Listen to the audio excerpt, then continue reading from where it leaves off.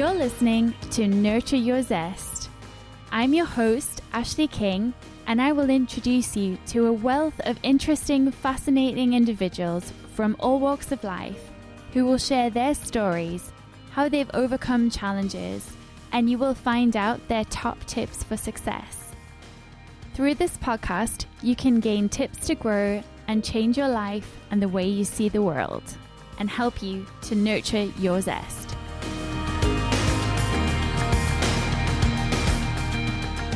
Hello, thanks for tuning in. My name's Ash, and today I'm speaking with Stephanie Scullion. I'm really excited to introduce you to Stephanie because actually she's my sister. We both grew up in South Africa. We've had a really interesting life, and I find her a massive inspiration, even though she's the little sister of the two. So I will introduce her now, but I hope you'll find her as inspiring as I do. Hi, Steph. Hello, I'm so excited to be here. Thank you for having me. Thank you for coming. Gosh, I've got so many questions to talk about with you. And it's funny that we've never talked a lot about these subjects before. So it's going to be interesting doing that now. One of my biggest questions that I've been thinking about over the last few weeks is you studied doing as a young child, your first school was a Montessori school, which was different to all of your other siblings, including me. And I just wonder, do you think that has had any impact at all on your life going forward? So I only went to Montessori school for about a year and a half when I was 5 to 6 years old, but I definitely think it has had a positive impact on me. Montessori school is all about learning through play and discovering, exploring, and I think that has also given me a lot of independence and zest for learning, really. Well, that's a good point. I love Zest. Zest is one of my favorite things that gets me out of bed in the morning and gets me excited about life and the cool projects I get to do. So I'm all about the Zest too. I just remember as a child being really jealous that you went to that school because the projects you used to do were really cool. Tell me, one of the things I most admire about you is that you can speak so many languages. I cannot believe it. So would you like to tell us how many languages you can actually speak? Sure. It depends on what you mean by speak. So there's differing degrees of fluency. And I would say if you consider fluency to be able to hold a conversation with a native and talk about pretty much anything, then I can speak 4 languages. But I have also dabbled in another 3 or more, just because I'm really fascinated by grammar. And one of my favorite things that I like to learn in any language is how to say "let's go," because it's just something you really can use often with friends from different countries. So I think I know how to say "let's go" in about 11 languages. Wow, what an interesting word to know. I feel like towards the end you should give us a sample of those languages. But in the meantime, so regardless of your fluency and ability to speak languages, can you tell us the languages you can speak? So it sounds like there's about 7. Yeah. So English, French, Arabic, Spanish, and then Russian, Polish, and Afrikaans. And what about German? Oh, yes. You are amazing. And don't forget, everyone, she's a total geek. She taught herself Elvish at 12 years old. Did you know that there is actually a whole Elvish language? Yeah, I really enjoyed that. I do not remember any of it, but that was like my first foray into languages, I think. I think we were a little bit obsessed with Lord of the Rings and The Last Silmarillion. Yeah. Yeah, big Tolkien fans in our family. Cool. So it's interesting to me that you love languages so much and now you're really into coding. And do you see any similarities between language and coding? Definitely. That is why I went on this journey to do a coding course, because I found myself saying over and over to people, I wish I could find a job where all I did all day was learn languages, which if you're speaking about human languages is not really possible because everyone can speak, some languages. But in coding, that is what you do. You learn and learn and learn and learn and keep updating your knowledge. I think if you like language because of the ability to speak with people, it's not really that similar. But if you like language because you're a total geek about grammar, then there's a lot of similarities. Yeah. That sounds really cool. I'm always fascinated that you are so creative anyway. And I guess language is a creative talent. And, you've always been very good at art and things like that. Very talented. But it's also curious to me that you are so good at logic also. So coding, I'm sure, must take a lot of logic. And I'm really interested in how you use both the right and left hand side of your brain. And I just wonder, do you ever find much around your creative journey that is, how does it feel working with both being logical and very talented and creative in an artistic sense? That's a very interesting question, and I'm not really sure I've given it much thought before. It's kind of what I do, but I do definitely find it most exciting when I can combine the creative side with the more, as you say, logical code writing. And that's what really draws me to front-end development, including design aspects. Oh, yes. I like that. So you get to do both. Yeah. Good. The reason I asked about the creativity element is I do think creativity is a bit of a spectrum, actually. It's not just you are creative or you're not. There's so many different types of creativity, and I think you can be both organized and creative and also very chaotic and creative. I know for me personally, I need a little bit of chaos to have fun and to actually get my creative juices flowing. So it's really interesting to meet other creatives and see how broad that spectrum really is. Mm-hmm. So you mentioned coding, and obviously we've been talking about that, but I'm really interested in the fact that you're a girl who codes. Do you feel like that is something that is talked about a lot and maybe is unnecessary? How has your experience been as a woman in coding, as a woman in STEM subjects? How are you finding your experience so far? I definitely don't think that it's unnecessary. For example, I have just finished a 16-week software development course, and I was one of 2 women out of 20. So it definitely is still there is an imbalance. I also attend various tech meetups, which are for women, to encourage and inspire them to join the tech industry. So there's definitely still existing problems. My personal experience is that I don't find it impacts me too much, but I think that's because I'm very aware of the imbalance, and I try to overcome that by being that bit more confident, whether I feel it or not, and pushing myself a bit more. So it sounds to me like you've got a lot of skills that maybe you've worked on that other people who are starting out in the tech industry as young women maybe wouldn't have. And I'm just wondering, if you were wanting to inspire the next generation of female coders and getting that balance up, what advice would you give people who maybe aren't as aware of it, or maybe take on unnecessary criticism, or feel hurt by things that they don't understand why it bothers them, but they know it does? What would you say to somebody who maybe doesn't have the strength and the confidence that you do? I would say that they have every right to be doing what they're doing, and I would also encourage them to build their network of other people like them. So attending things like Women Who Code or Girl Geeks workshops, which will really grow their skills. Yeah, there's a lot out there if you look for it. I really like that advice. I think it will be helpful to people. Thank you for sharing that.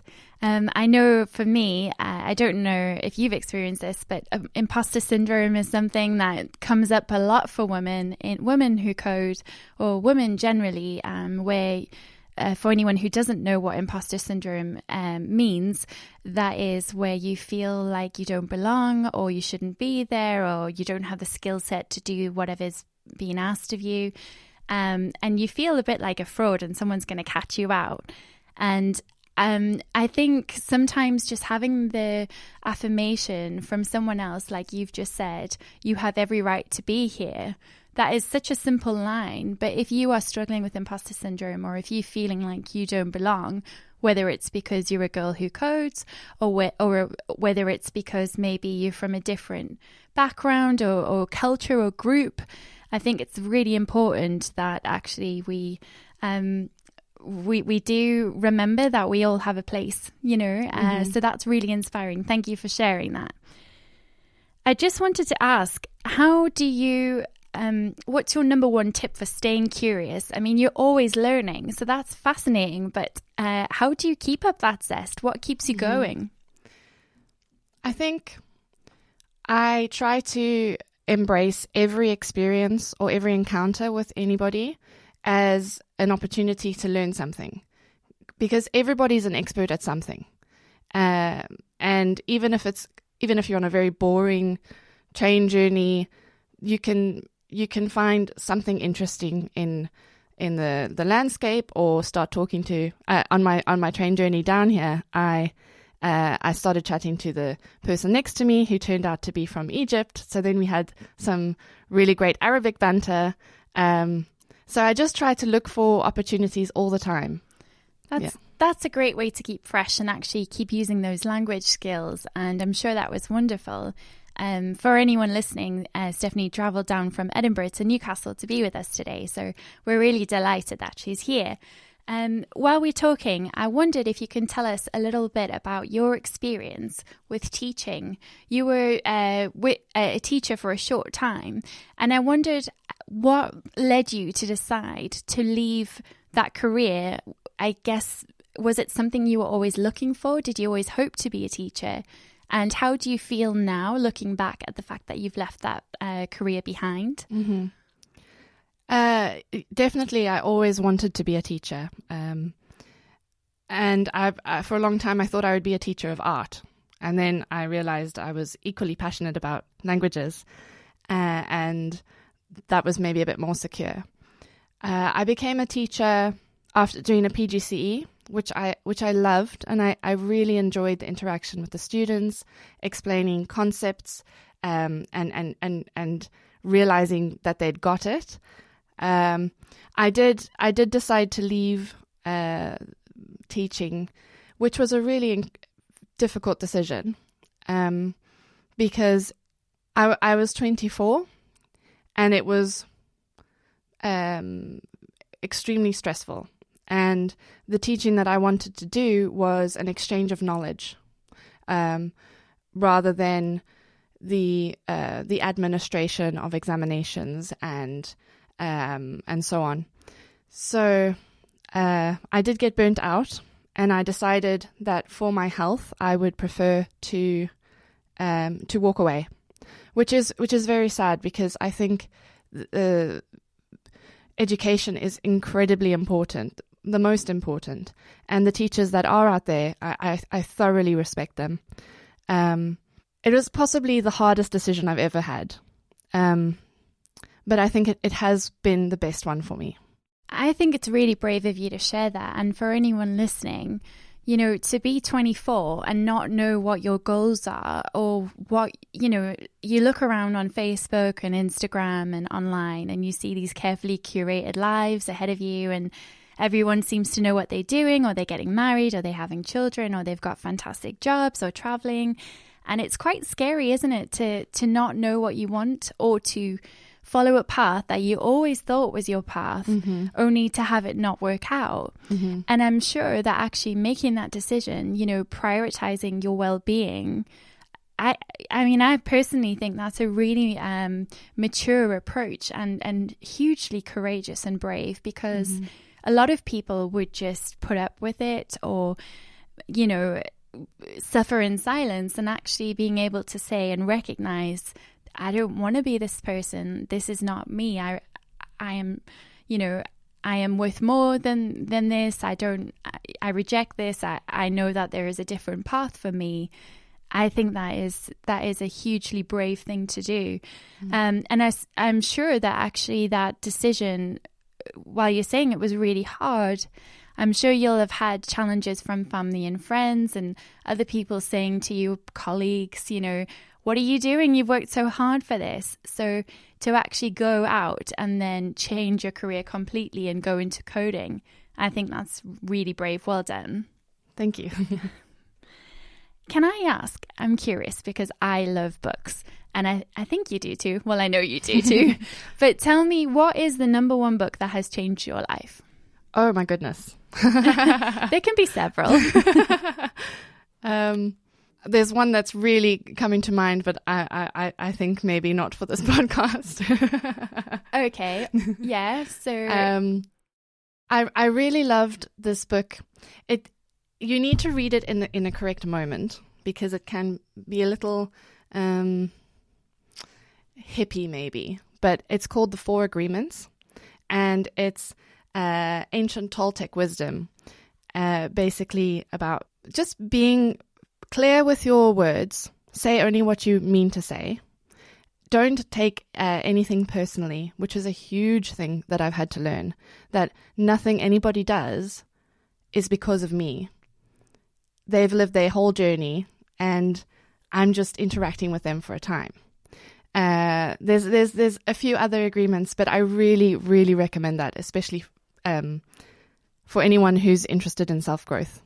Yeah. I like that. It reminds me actually of some of the principles around Buddhism, which are, not wasting your words and don't speak badly of others, or waste your time talking about the weather, or, things that are perhaps insignificant. Talk about big ideas and actually take time to listen. And there are obviously many more important principles of Buddhism, but it reminds me and it resonates a lot with what you're saying.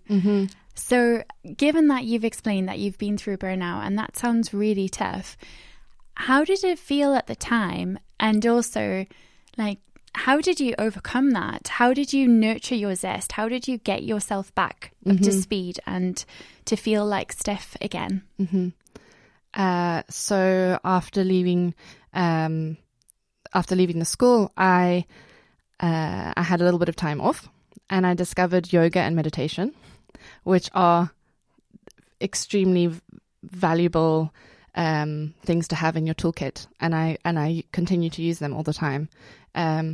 With meditation, I now have a more mindfulness outlook throughout my daily life, just trying to be present. And yoga really helps me to connect with myself and my emotions and my body. I find that really funny, and I don't mean to just because I think yoga and meditation are great, but for me, I find it so uncomfortable. I sit there and I get really bored, and I just want to be boxing or running or doing something fast and furious. I quite like living life in the fast lane, but actually that makes me realize that because I find it so uncomfortable, I really need to actually make that time for mindfulness. So I have built that into my life now, and I'm doing it more and more. And I think it's really important for anyone who's wanting to achieve any goals. You need to believe to be able to achieve and then succeed. You need those moments of goal setting, because without believing, you're not going to get anywhere. I think self-belief is really important. How would you say self-belief has factored into your life? Do you feel that you practice the law of attraction or not? I think you might have caught me out. What does the law of attraction mean? Okay, so the law of attraction is the idea that the universe will give you anything you want as long as you ask for it. And that could be positive or negative. It's based on a book called The Secret. It may be much more older. The ideas around it a lot older than that, more esoteric maybe. But in terms of the law of attraction, there was a book called The Secret that came out, and it's all about the idea of magnetism. So like opposites attract. No, I'm not explaining this right. We'll just go back a sec. I think I understand. Yeah. But anyway, you can attract both positive things into your life and also negative things. So if you were constantly saying, it's a bit like stories where people are telling themselves the same script, you know, I'm so bad at my job, nobody likes me, I haven't got any friends, blah, blah, blah. You know, that is sometimes a self-perpetuating cycle where it can actually create more problems. And it's also really difficult, and I think this is quite a sensitive area, because if people are depressed, they may feel like that, and those words come out a lot more. But I know for me, I've certainly suffered with depression, that actually the law of attraction and this idea of speaking positive things into happening is a really powerful tool, and it really helps me. So perhaps you may not have understood that particular phrase, but would you say that believing or focusing or setting goals has helped you in your journey? Definitely. Definitely what you say makes a lot of sense to me. I also have looked into quite a bit of the placebo effect, which we think about it in a very medical sense, but actually it works in other senses, like weight loss and a positive outlook. So if you feed yourself positivity, then it becomes easier. And I definitely have experienced that over the past few years. Yeah. Thank you. That's really good to know. And I think it's important that, you know, if you are feeling like you're in a difficult situation, that actually looking at what your beliefs are about yourself can help. So we did talk about some mindfulness and yoga and things like that. Is there anything else you really love to do when you are feeling burnt out and you feel a bit frazzled? Do you have a particular skincare regime, or do you like to eat anything particular, or how do you look after yourself in a way that makes you feel just super good? I think for me, the best downtime, recently at a very difficult point in the coding course, I definitely felt a lot of imposter syndrome, and my go-to was to draw. So I've done a lot of drawing in the past few months as a way of countering that overwhelmed feeling. Thank you. And I'm just thinking now, we were talking earlier about creativity and art and, you know, tech and all this types of stuff. Do you ever mix them up? Because that sounds really exciting to me. Have you ever, I suppose you mentioned front-end development and design, but I love things that are a little bit unusual like that. I don't know if you've seen, you can get cool test tubes with different coloured water and pretty flowers. And for me, that mixing of science and nature and colour, it just explodes my mind. I get so excited. And I just wondered, have you ever mixed tech, art, science, creativity? Have you done any cool projects like that? I'm not sure exactly what like that, but I did mix several of my strongest passions in one of our projects, which was to create a Polish vocabulary builder, which really allowed me to explore my interest in language, and then bringing all the skills together and making that into a sort of mini Duolingo, which was really, really fun. Yeah, I hope to one day work in for something like Babbel, making language learning software. That sounds awesome. That's my dream. Well, I think you should go for it. What's stopping you? I will get some skills first, and then no one will stop me. I like that. I love that attitude. That's super cool. Can you tell our listeners today, if you could sum up one word that you would give advice to them about reaching their dreams, what would be the one word you would tell them? Well, I think we've said it all along in this podcast, and it would have to be learn. I like that. Learning is really important, and continuing to learn is really important also. And not just learn knowledge, information, but learn from your experiences, because that is an extremely valuable thing, to be able to be reflective and move forward and do it differently. I like that. Thank you for sharing that. Okay, so that's all for today. Can you tell us how people can find you? You can find me on LinkedIn. So it's Stephanie Scullion. And through there, you can access my GitHub. Sounds great. I don't know what GitHub is. Is that a tech thing? Yeah, it's my online portfolio of code. Wow. See, every day's a school day. I've learned too. Thank you. Thank you. You've been listening to Nurture Your Zest. You can find us online on Facebook, Twitter, Instagram, and LinkedIn at Nurture Your Zest. If you've liked today, please subscribe. You can also leave us a review if you're feeling extra kind. Today's podcast has been made available through the kind sponsorship of TL Multimedia and That Branding Company. We look forward to catching up with you again soon as you learn to nurture your zest.